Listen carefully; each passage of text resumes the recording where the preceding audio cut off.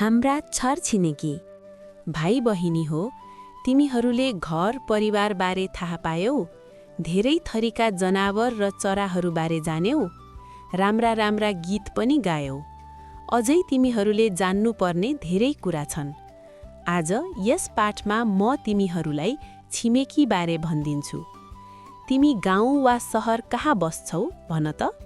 चाहे तिमी गाउँमा बस, चाहे तिमी सहरमा बस, तिम्रो घर नजिक अरूका पनि घर छन्, होइन? त्यहाँ साथीभाइकै घर होलान्।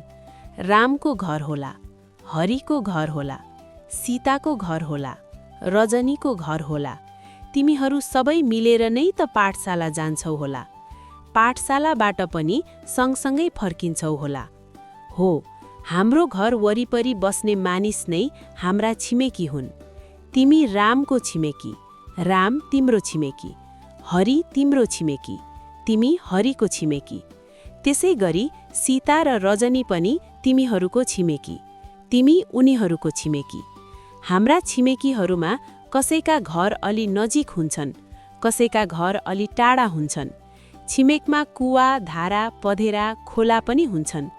बाटो, पाठशाला, मन्दिर, चौर पनि हुन्छन्। यो सबै ठाउँलाई छरछिमेक भन्छन्। छिमेकीबाट धेरै कुराको मद्दत हुन्छ। केही कुराको खाँचो पर्दा एकले अर्कोलाई सापटी दिन्छन्। एउटाको घरमा भएको सामान अर्कासँग साटासाट गर्छन्। एउटाको घरमा परेको काम अर्कोले सघाइदिन्छन्। कोही बिरामी पर्दा हेरचाह गर्छन्। कुनै उत्सव र पर्वमा सबैजना मिली काम गर्छन्। सबैजना मिली भोज भतेर खान्छन्। कहिलेकाहीँ नाचगान पनि गर्छन्। तिहारमा भैली र देउसी खेल्छन्। फागुको बेलामा फागु खेल्छन्। श्री पञ्चमीमा सरस्वतीको पूजा गर्छन्। छिमेकीहरू मिलेर बाटो बनाउँछन्। कुवा, धारा, पँधेराको बन्दोबस्त गर्छन्। पाठशाला, मन्दिर र पाटीपौवा बनाउँछन्। वन जङ्गलको सुरक्षा गर्छन्। छिमेकमा सफा सुग्घर राख्छन्।